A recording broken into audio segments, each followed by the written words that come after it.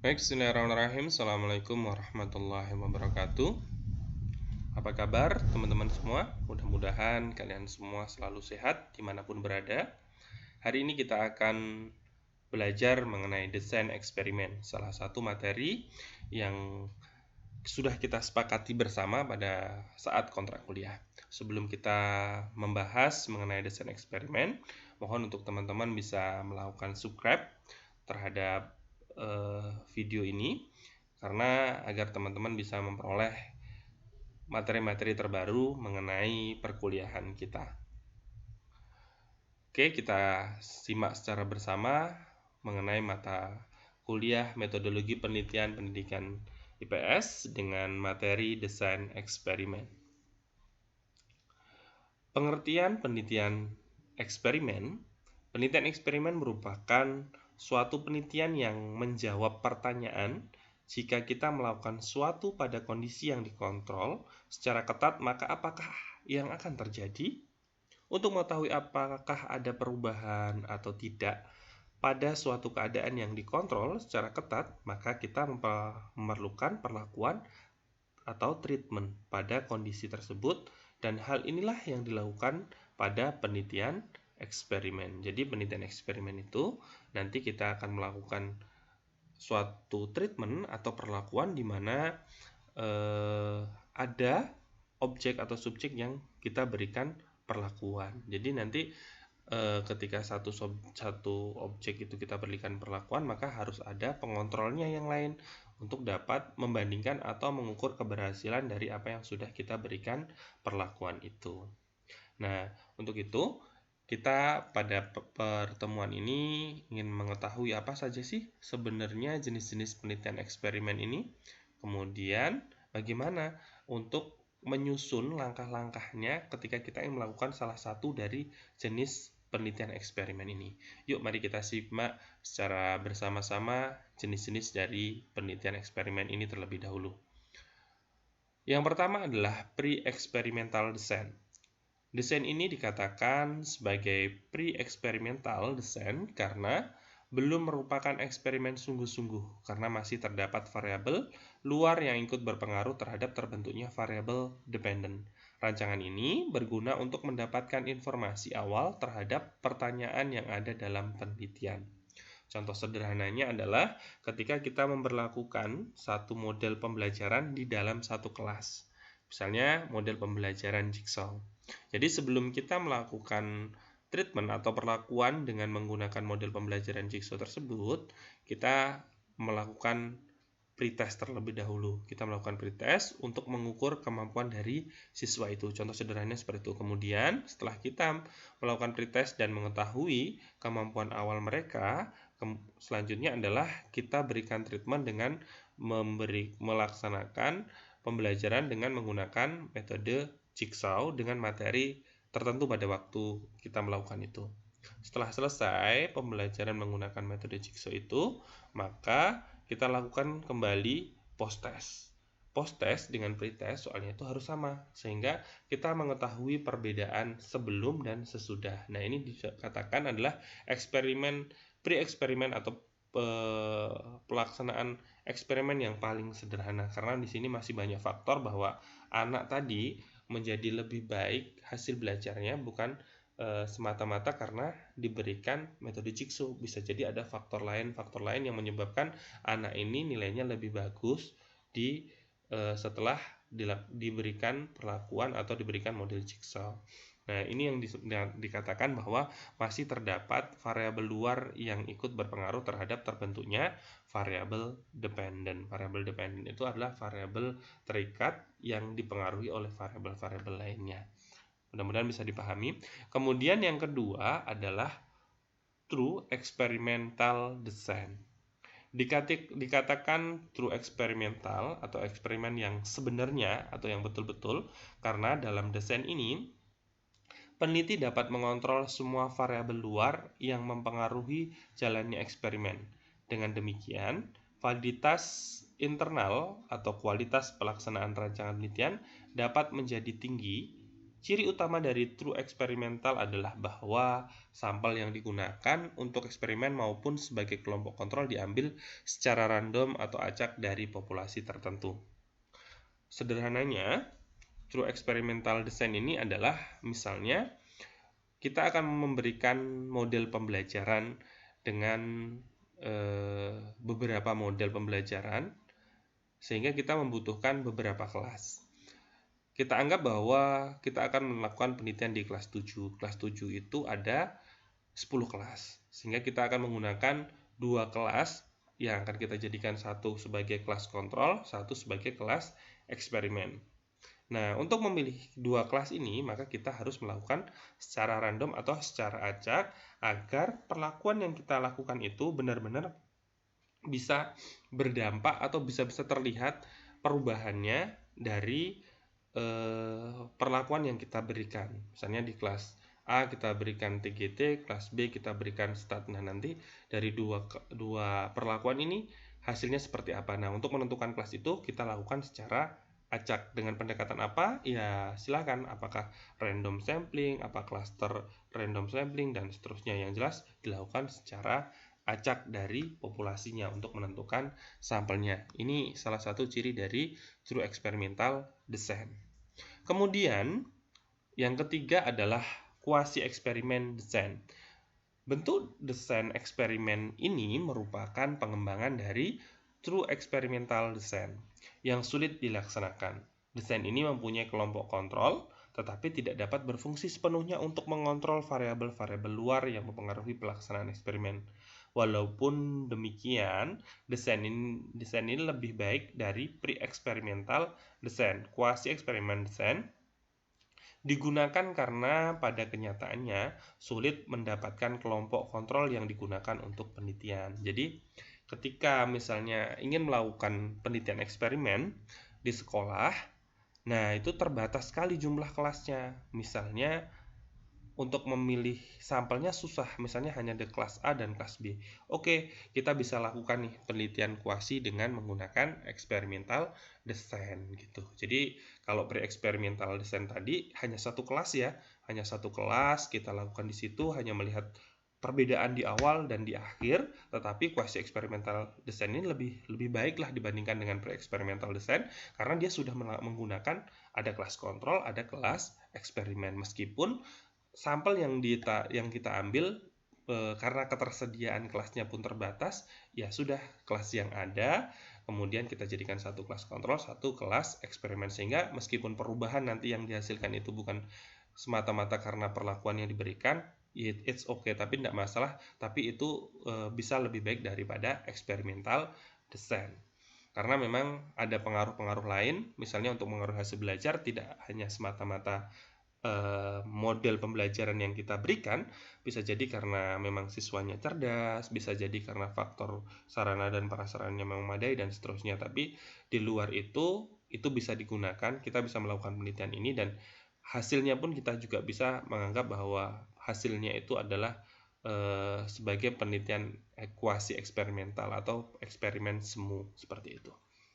Selanjutnya yang terakhir adalah factorial design, dan ini penelitian ini yang dianggap merupakan gabungan dari 1, 2, 3 kemudian dijadikan satu dalam factorial design. Desain faktorial selalu melibatkan 2 atau lebih variabel bebas, sekurang-kurangnya 1 yang dimanipulasi.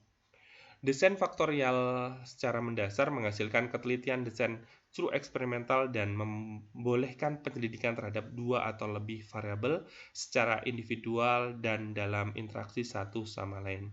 Tujuan dari desain ini adalah untuk menentukan apakah efek suatu variabel eksperimental dapat digeneralisasikan lewat semua level dari suatu variabel kontrol atau apakah efek suatu variabel eksperimen tersebut khusus untuk level khusus dari variabel kontrol.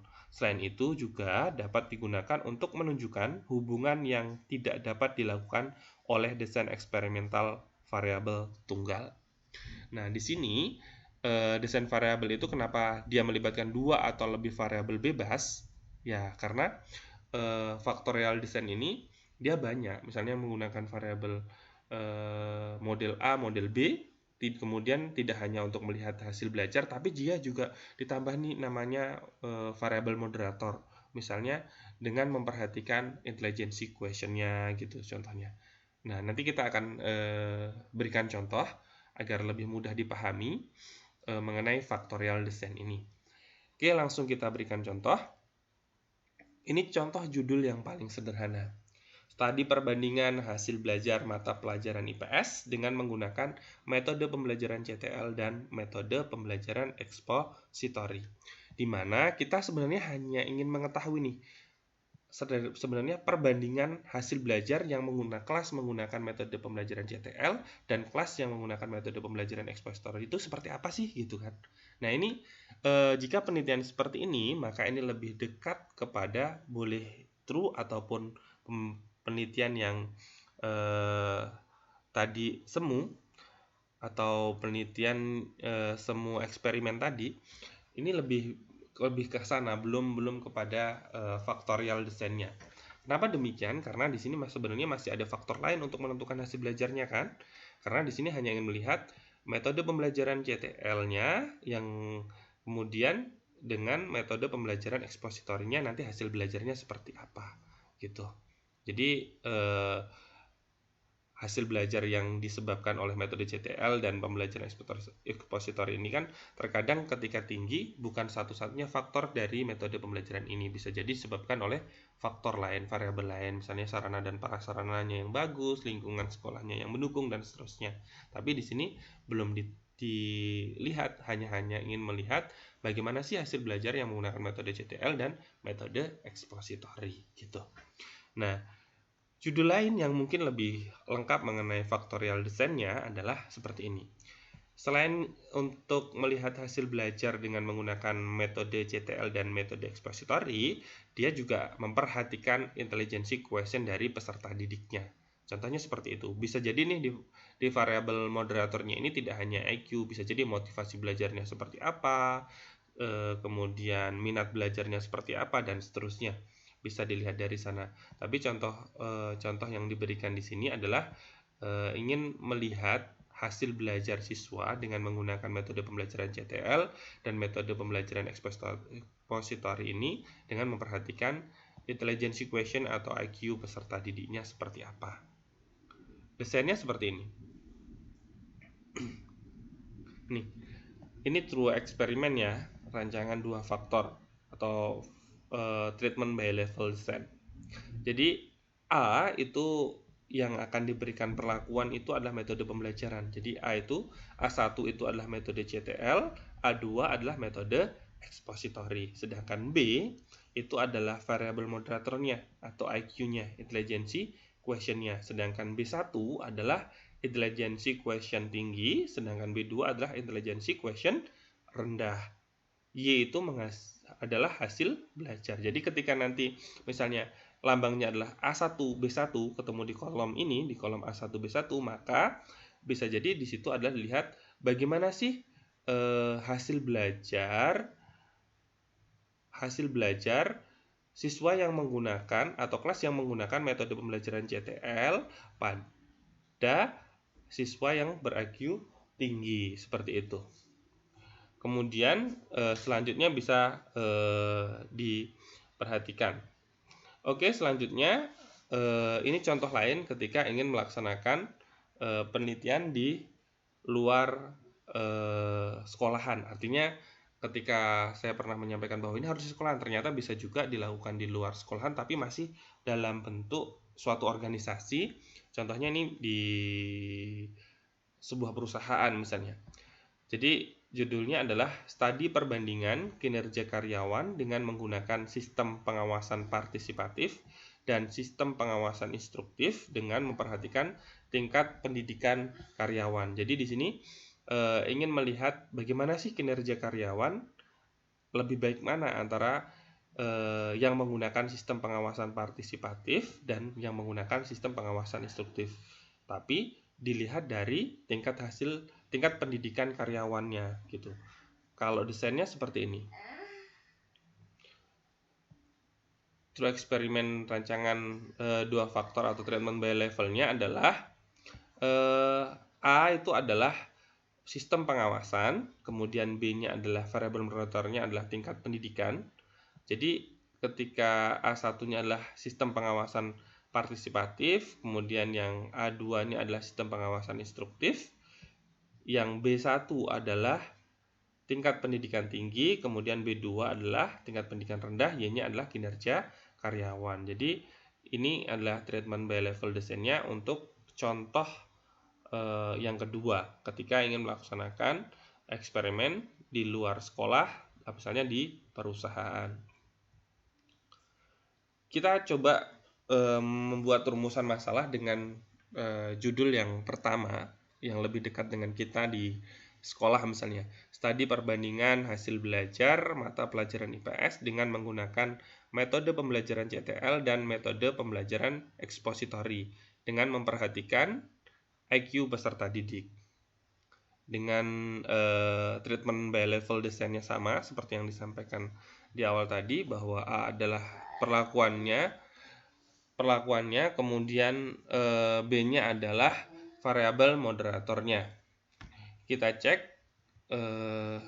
jenis pengaruh perlakuan terhadap Y apa? Y adalah hasil belajar dalam treatment by level. Yang pertama adalah main effect atau efek utama. Membandingkan hasil belajar dengan A1 dan A2. Jadi membandingkan hasil belajar A1 apa?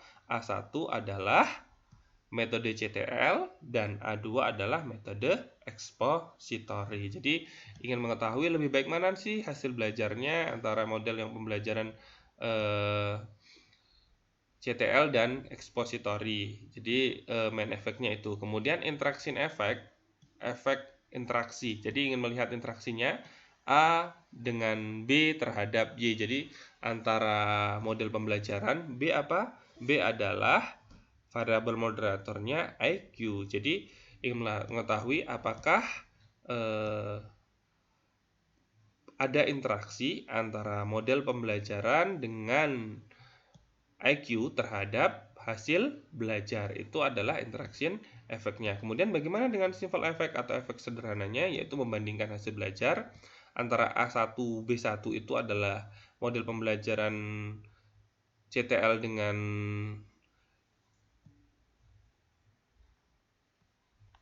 dengan ekspositori, dan A2 B1 adalah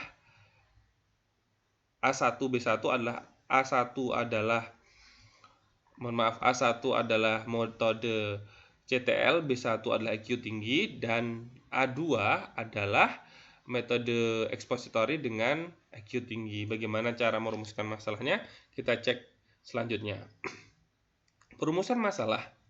Apakah ada perbedaan hasil belajar antara siswa yang menggunakan metode pembelajaran CTL dan yang menggunakan metode pembelajaran ekspositori? Jadi di sini adalah Y, di sini metode pembelajaran CTL adalah A1 dan metode pembelajaran ekspositori adalah A2. Mohon maaf. Bisa dicek di sini. Nah, ini cara mengeceknya. Jadi A1, A2.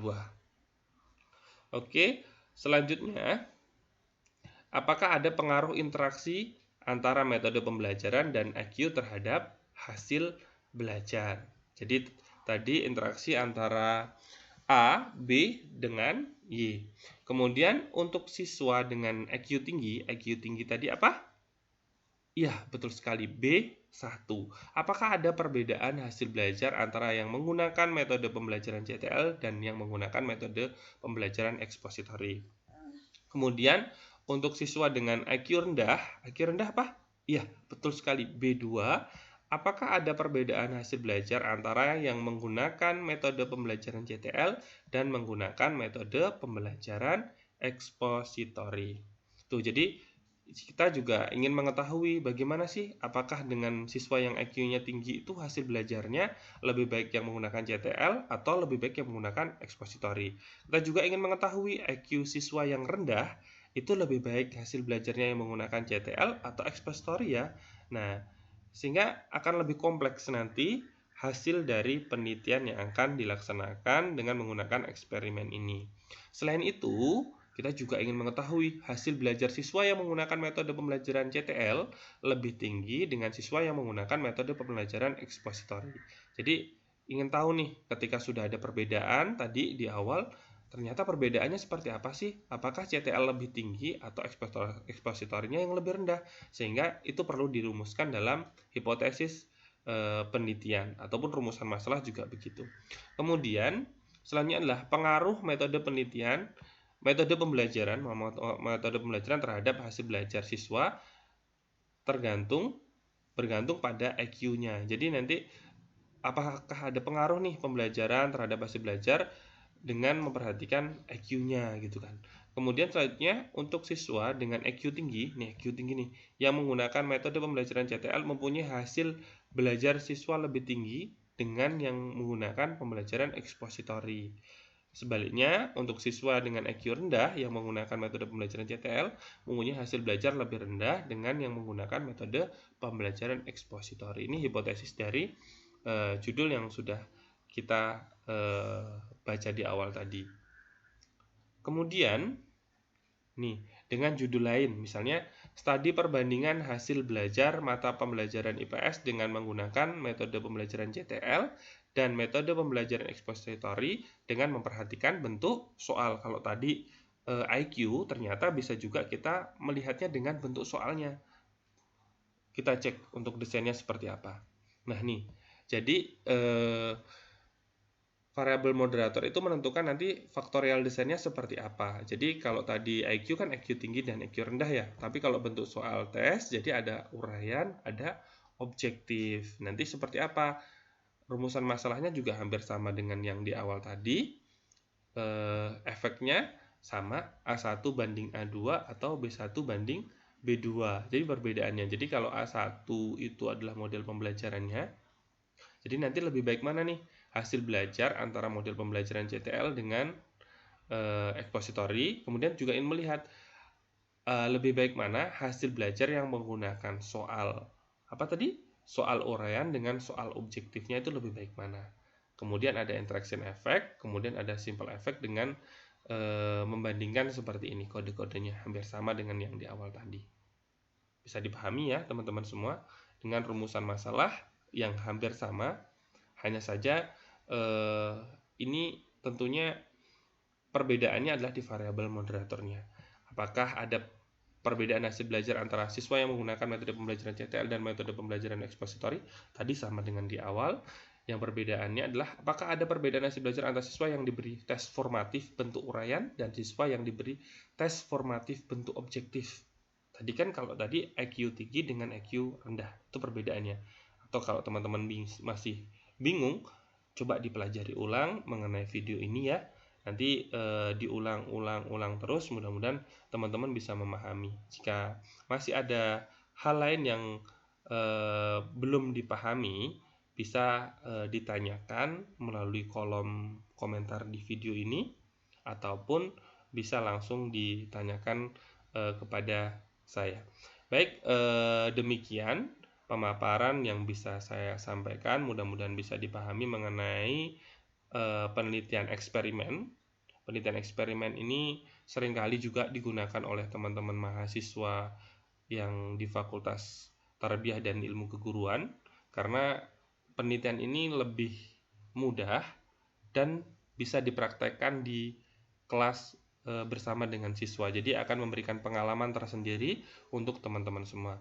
Mudah-mudahan bermanfaat. Sekian dari saya akhiri. Wassalamualaikum warahmatullahi wabarakatuh.